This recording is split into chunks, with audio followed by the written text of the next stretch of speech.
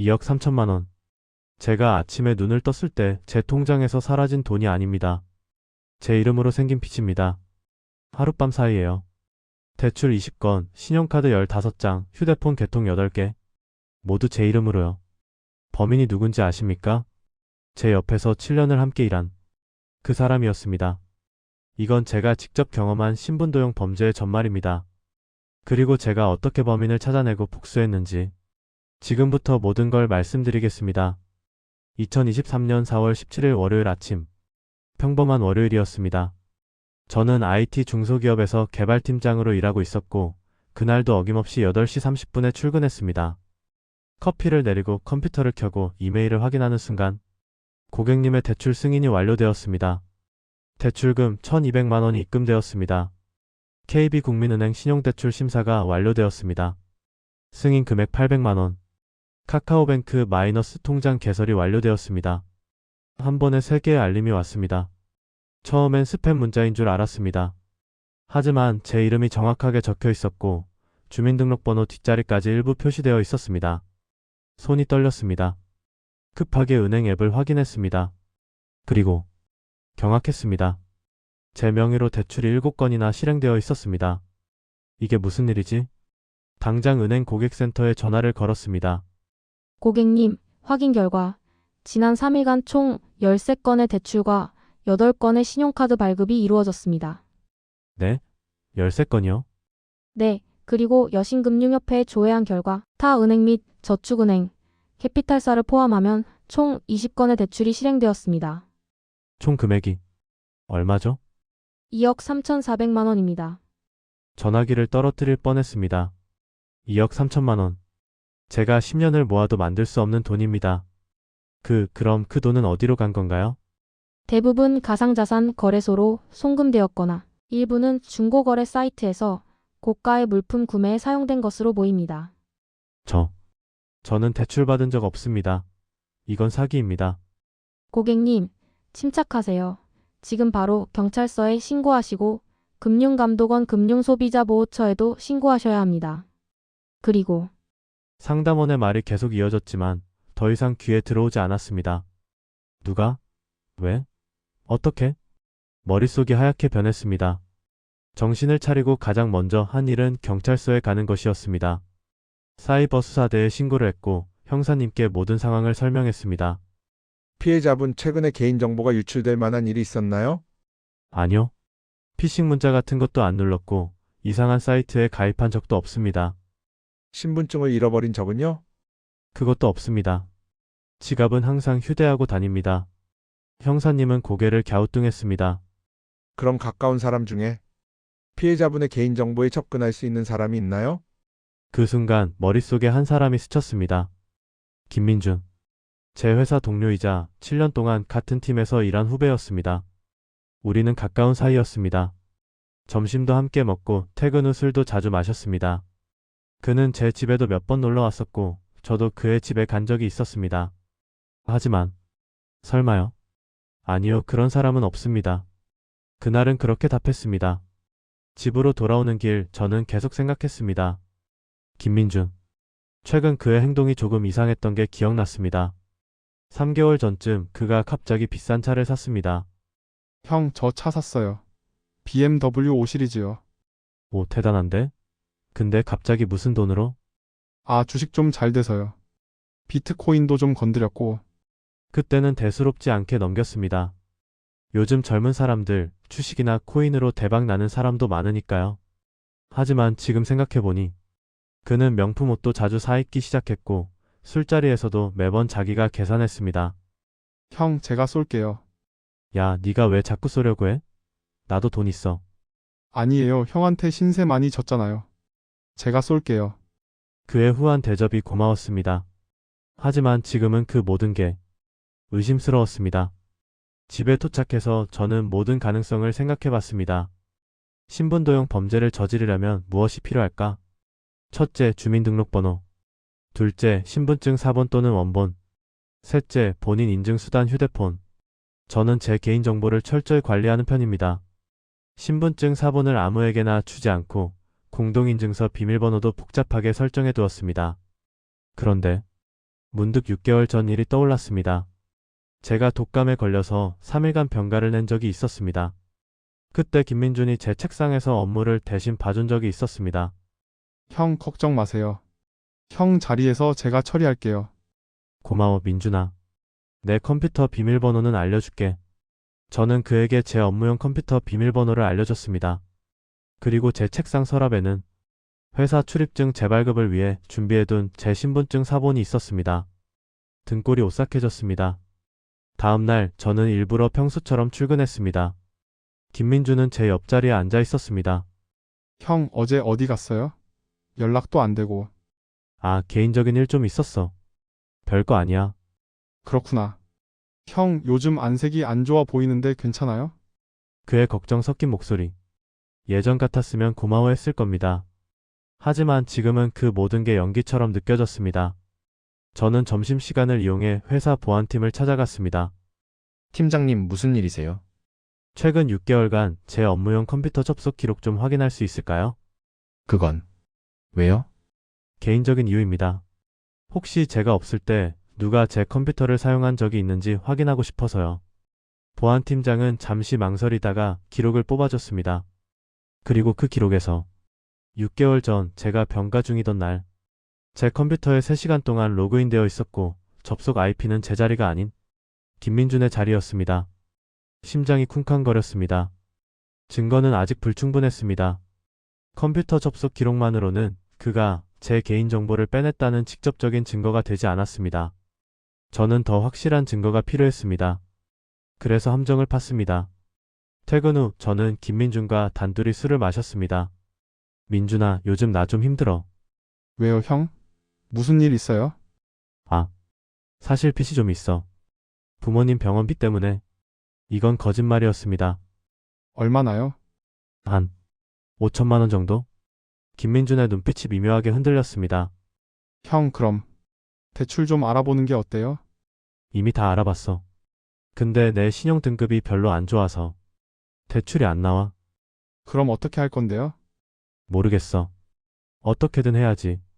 그날 밤 저는 일부러 김민준에게 제 고민을 털어놨습니다. 그리고 그 다음날 제 명의로 추가 대출이 또 신청되었다는 문자가 왔습니다. 고객님의 신용대출 신청이 접수되었습니다. 현재 심사 중입니다. 바로 그겁니다. 저는 그에게 미끼를 던졌고 그는 물었습니다. 저는 즉시 경찰에 연락했습니다. 형사님, 증거가 생겼습니다. 무슨 증거요? 제가 어제 특정인에게 제 금전적 어려움을 이야기했는데 오늘 바로 제 명의로 대출이 신청됐습니다. 그게 우연일 수도 있지 않나요? 아닙니다. 그 대출은 제가 전혀 신청하지 않은 겁니다. 그리고 대출 신청 시간은 오늘 오전 10시 32분, 제가 회의 중일 때입니다. 신청 IP 주소는 확인할 수 있나요? 은행에 요청해서 확인 중입니다. 며칠 후 은행으로부터 답변이 왔습니다. 대출 신청 IP 주소는 제가 일하는 회사 내부 네트워크였고 세부 추적 결과 김민준의 업무용 컴퓨터였습니다. 이제 더 이상 우연이 아니었습니다. 경찰은 즉시 김민준을 참고인 신분으로 조사했습니다. 처음에 그는 부인했습니다. 저는 팀장님 대출 같은 거 신청한 적 없는데요. 그럼 이 IP 주소는 어떻게 설명하실 건가요? 당신 컴퓨터에서 접속한 게 맞습니다. 그건 누가 제 컴퓨터를 썼을 수도 있잖아요. 6개월 전 피해자가 병가 중일 때 당신이 피해자의 컴퓨터에 접속한 기록도 있습니다. 그건 업무 때문에. 업무 파일만 열어봤나요? 다른 건 안 봤고요? 김민준의 얼굴이 창백해졌습니다. 경찰은 그의 휴대폰과 컴퓨터를 압수수색했습니다. 그리고 결정적인 증거들이 쏟아져 나왔습니다. 그의 휴대폰에는 제 신분증 사본 사진이 저장되어 있었고 대출 사이트 접속 기록, 가상자산 거래소 계정, 그리고 제 명의로 구매한 명품들의 중고 판매 대화 내역까지 모든 게 명백했습니다. 김민준은 결국 자백했습니다. 왜 그런 짓을 했습니까? 저 빚이 있었어요. 빚? 도박 빚이요. 처음엔 그냥 재미로 시작한 온라인 도박이었는데 점점 깊이 빠져들었고 빚이 5천만 원까지 늘어났어요. 그래서 피해자의 명의를 도용한 겁니까? 처음엔 정말 조금만 빌릴 생각이었어요. 1,000만 원만 빌려서 빚을 갚고 나중에 제가 갚으려고 했어요. 하지만 계속 늘어난 거죠? 네. 돈을 빌려서 또 도박을 했고 이르면 또 빌리고. 악순환이었어요. 피해자는 당신을 믿고 따랐던 선배 아닙니까? 죄송합니다. 정말 죄송합니다. 그의 눈물은 진짜였을지도 모릅니다. 하지만 저는 그 눈물에 더 이상 속지 않았습니다. 김민주는 사기, 신분도용, 사문서 위조 등 여러 혐의로 기소되었습니다. 재판 과정은 길었습니다. 변호사 선임, 증거 제출, 증인 출석. 하지만 증거가 명백했기에 결과는 분명했습니다. 1심 판결. 징역 4년. 그리고 저에게 2억 3,400만 원의 손해배상 책임. 하지만 현실적으로 그에게 그 돈을 받아낼 방법은 없었습니다. 그는 이미 파산 상태였으니까요. 범인을 잡았다고 모든 게 해결되는 건 아니었습니다. 진짜 지옥은 그 이후였습니다. 신분도용으로 발생한 모든 대출은 제 명의로 되어 있었고 법적으로는 제가 채무자였습니다. 물론 저는 사기 피해자이고 경찰 조사 결과도 명백했습니다. 하지만 금융기관들은 쉽게 채무를 면제해주지 않았습니다. 고객님, 저희도 이해는 하지만 법적으로는 고객님 명의로 대출이 실행된 게 맞습니다. 그게 사기인 걸 경찰도 확인했잖아요. 그래도 절차를 거쳐야 합니다. 소송을 제기하셔야 하고 각 금융기관마다 소송을 해야 했습니다. 20곳의 금융기관, 20건의 소송. 변호사 비용만 수천만 원이 들었습니다. 신용 등급은 최하위로 떨어졌습니다. 신용카드는 모두 정지됐고 통장은 압류됐습니다. 휴대폰 요금조차 연체되어 통신이 끊길 뻔했습니다. 범죄 피해자인 제가 마치 범죄자처럼 살아야 했습니다. 저는 포기하지 않았습니다. 금융감독원에 민원을 넣었습니다. 소비자보호원에 신고했습니다. 국회의원실에 탄원서를 보냈습니다. 언론사에 제보했습니다. 그리고 같은 피해를 당한 사람들을 찾았습니다. 놀랍게도 신분도용 피해자는 저만이 아니었습니다. 매년 수천 명이 같은 피해를 당하고 있었습니다. 우리는 모여서 피해자 모임을 만들었습니다. 함께 목소리를 냈습니다. 우리는 범죄자가 아닙니다. 피해자입니다. 싸우면서 알게 된 것이 있습니다. 대한민국의 금융 시스템에는 심각한 허점이 있다는 것. 첫째, 본인 인증 시스템의 허술함. 누군가 당신의 주민등록번호와 신분증 사본만 있으면 당신 명의로 대출을 받을 수 있습니다. 둘째, 피해 구제 시스템의 부재. 신분도용 피해를 입증해도 채무 면제까지는 몇 년이 걸립니다. 셋째, 금융기관의 무책임. 금융기관들은 제대로 된 본인 확인 없이 대출을 해주고 문제가 생기면 피해자에게 책임을 떠넘깁니다. 이건 시스템의 문제였습니다. 하지만 싸움은 헛되지 않았습니다. 우리의 목소리는 점점 커졌고 언론의 관심도 늘어났습니다. 마침내 2024년 신분도용 피해자 보호법이 국회를 통과했습니다. 이 법은 다음과 같은 내용을 담고 있습니다. 신분도용이 확인된 경우 금융기관은 즉시 채무 추심을 중단해야 한다. 피해자는 신용등급 하락에서 보호받는다. 금융기관은 더 강화된 본인 인증 절차를 거쳐야 한다. 신분도용 범죄자에 대한 처벌이 강화된다. 이 법이 통과되기까지 3년이 걸렸습니다. 그리고 저는 그 3년을 온전히 이 싸움에 바쳤습니다. 김민주는 감옥에 갔습니다. 하지만 그것만으로는 충분하지 않았습니다. 제 인생은 망가졌고 제 신용은 바닥을 쳤으며 제 미래는 불투명했습니다. 그래서 저는 생각했습니다. 어떻게 하면 그에게 진짜 복수할 수 있을까? 물리적 폭력? 아니었습니다. 법적 처벌? 이미 받고 있었습니다. 그럼 무엇이 진짜 복수일까요? 저는 결심했습니다. 그가 나에게 빼앗은 것보다 더 큰 것을 되찾자. 저는 IT 업계를 떠났습니다. 신분도용 피해자 지원센터를 만들었습니다. 비영리 단체였고 저는 무급으로 일했습니다. 하지만 보람이 있었습니다. 매일 수십 통의 상담 전화가 왔습니다. 저도 신분도용 피해를 당했어요. 어떻게 해야 하나요? 걱정 마세요. 제가 도와드리겠습니다. 저는 제가 겪었던 모든 과정을 그들에게 알려줬습니다. 어떤 서류가 필요한지, 어디에 신고해야 하는지, 어떤 변호사를 찾아야 하는지. 때로는 직접 경찰서에 동행하기도 했습니다. 법원에 함께 가기도 했습니다. 그리고 3년 후, 김민준이 출소했습니다. 그는 모든 것을 잃은 상태였습니다. 직장도 가족도 친구도. 아무도 그를 받아주지 않았습니다. 그는 일자리를 찾지 못했습니다. 전과자를 고용하는 곳은 많지 않았으니까요. 어느 날 저는 우연히 길에서 그를 마주쳤습니다. 초췌한 모습이었습니다. 그는 저를 보자마자 고개를 숙였습니다. 형, 죄송합니다. 저는 그를 똑바로 쳐다봤습니다. 민준아, 네, 너 지금 어디서 일하니? 1. 못 구했어요. 전과 때문에. 우리 센터에서 일할래? 네? 그는 믿을 수 없다는 표정으로 저를 봤습니다. 진심이에요? 우리는 신분도용 피해자를 돕는 곳이야. 너만큼 신분도용 범죄에 대해 잘 아는 사람도 없을 거야. 하지만 제가 형한테 그렇게 큰 상처를 줬는데 그래서 갚아. 평생 갚으면서 살아. 어떤 사람들은 제게 물었습니다. 어떻게 그런 놈을 용서할 수 있어요? 저는 대답했습니다. 용서가 아닙니다. 재건입니다. 김민주는 제 인생을 망쳤습니다. 하지만 저는 그의 인생까지 망치고 싶지 않았습니다. 폭수는 폭수를 낳을 뿐입니다. 그를 완전히 망가뜨리는 것보다 그를 다시 사회의 구성원으로 만드는 것. 그것이 진짜 의미 있는 일이라고 생각했습니다. 물론 쉬운 결정은 아니었습니다. 밤마다 잠을 이루지 못했고 수없이 후회했습니다. 하지만 저는 믿었습니다. 사람은 변할 수 있다고. 김민주는 우리 센터에서 일하기 시작했습니다. 처음에는 단순한 행정 업무였습니다. 서류 정리, 전화 응대, 데이터 입력. 하지만 그는 성실했습니다. 누구보다 일찍 출근했고 누구보다 늦게 퇴근했습니다. 그리고 어느 순간부터 그는 직접 피해자들을 상담하기 시작했습니다. 저도 신분도용 범죄를 저질렀던 사람입니다. 상담 전화를 받을 때마다 그는 자신의 과거를 고백했습니다. 저는 돈 때문에 다른 사람의 인생을 망쳤습니다. 그리고 감옥에 갔습니다. 하지만 지금은 제가 망쳤던 것들을 복구하기 위해 일하고 있습니다.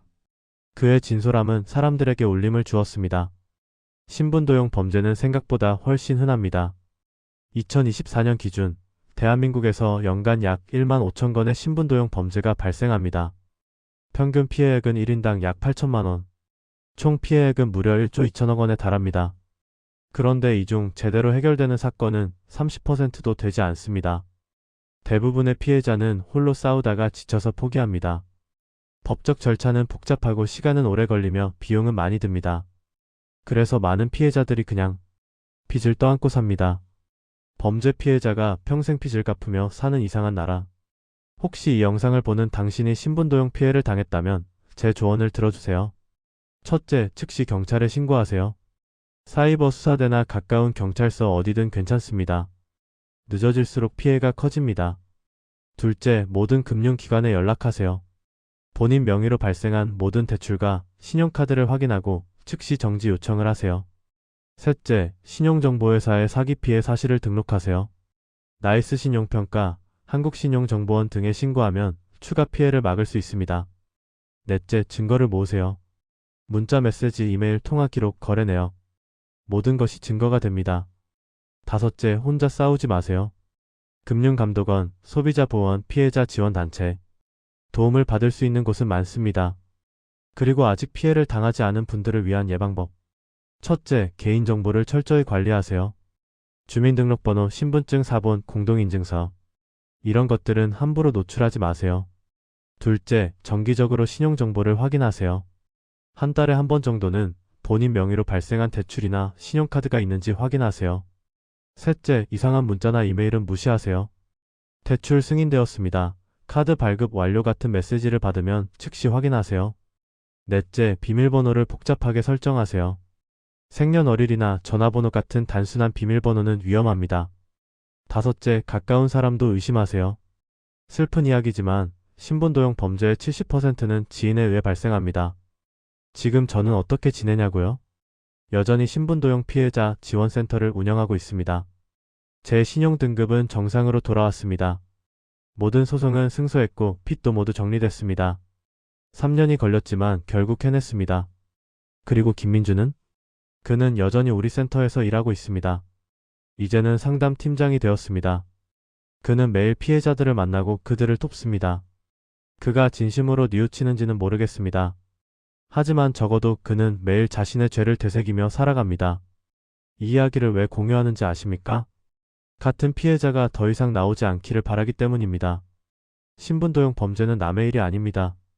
지금 이 순간에도 누군가는 당신의 명의로 대출을 신청하고 있을지 모릅니다. 당신의 가족이나 친구가 피해자가 될 수도 있습니다. 그러니 부디 조심하세요. 그리고 혹시 피해를 당했다면 절대 포기하지 마세요. 당신은 범죄자가 아닙니다. 당신은 피해자입니다. 그리고 당신에게는 싸울 권리가 있습니다. 마지막으로 하고 싶은 말이 있습니다. 복수는 상대를 망가뜨리는 것이 아닙니다. 진짜 복수는 당신이 다시 일어서는 것입니다. 김민준이 제게 2억 3천만 원의 빚을 안겼지만 저는 그보다 더 큰 것을 얻었습니다. 수천 명의 피해자를 도울 수 있는 기회, 법을 바꿀 수 있는 힘, 그리고 더 강해진 저 자신. 그가 제게서 빼앗으려 했던 것은 돈이었지만 제가 되찾은 것은 제 인생이었습니다. 2억 3천만 원. 이야기는 이 숫자로 시작했습니다. 하지만 이 이야기의 진짜 가치는 돈으로 환산할 수 없습니다. 그것은 희망이었고 정의였으며 변화였습니다. 당신이 만약 지금 절망 속에 있다면 기억하세요. 모든 어둠 끝에는 빛이 있습니다. 그리고 그 빛을 향해 걸어가는 사람은 결코 혼자가 아닙니다. 여기까지 제 이야기를 들어주셔서 감사합니다. 이 영상이 도움이 되셨다면 좋아요 버튼을 눌러주세요. 그리고 더 많은 사람들이 이야기를 들을 수 있도록 구독과 알림 설정도 부탁드립니다. 댓글로 여러분의 생각을 들려주세요. 혹시 비슷한 경험이 있으시거나 궁금한 점이 있으시다면 댓글로 남겨주세요. 제가 아는 한 최선을 다해 답변 드리겠습니다. 그럼 다음 영상에서 만나요. 여러분 조심하시고 항상 안전하세요.